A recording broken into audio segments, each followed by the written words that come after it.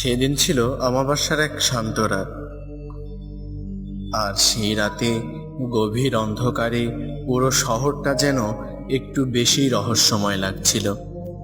দুই বন্ধু অভিজিৎ এবং আদিত্য, যারা অজানা অনুভূতি নামে একটা ইউটিউব চ্যানেল চালায়, তারা ঠিক করলো একটা নতুন প্র্যাঙ্ক ভিডিও বানাবে।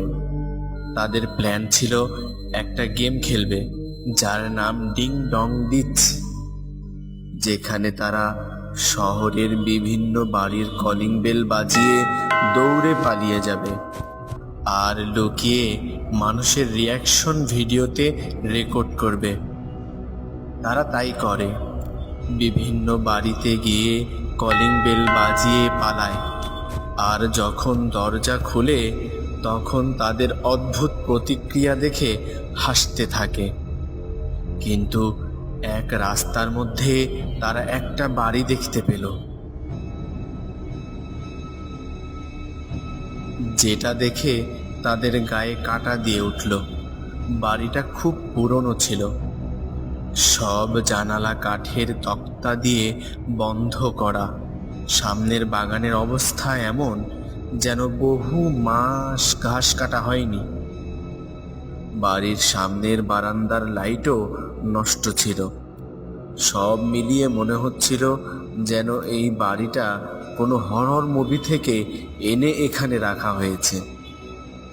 চলো এই বাড়িটার বেল বাজিয়ে পালাই, ভৌতিক ভিডিওর জন্য এটা একদম পারফেক্ট।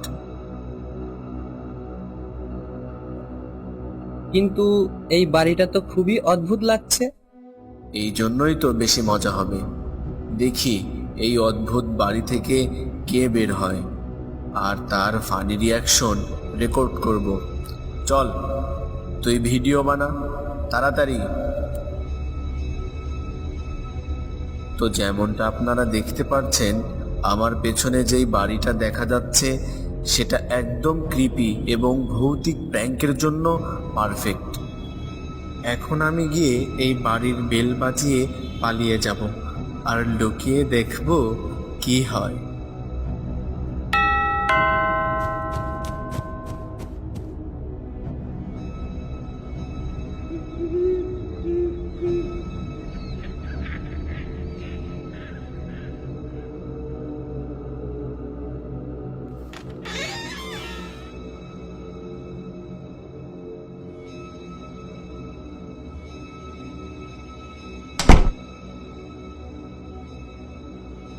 এটা তো পুরাই অদ্ভুত।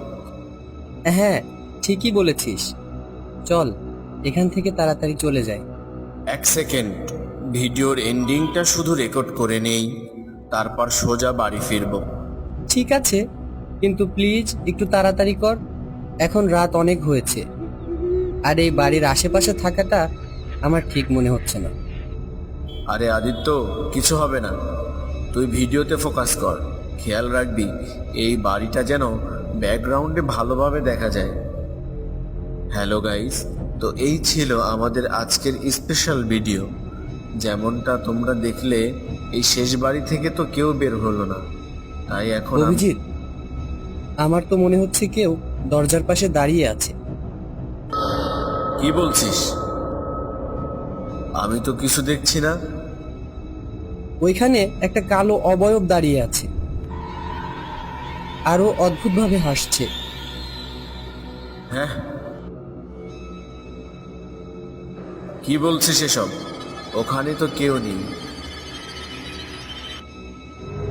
ও আমাদের দিকে এগিয়ে আসছে। অভিজিৎ, এটা মজা করার সময় না।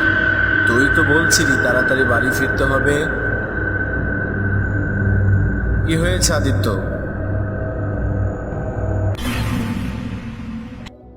ও ও ওই অবয়বটা তোর পেছনেই লুকিয়ে পড়েছে।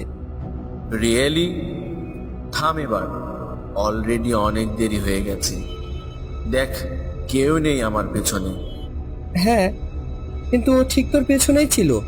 হঠাৎ করে কোথায় চলে গেল?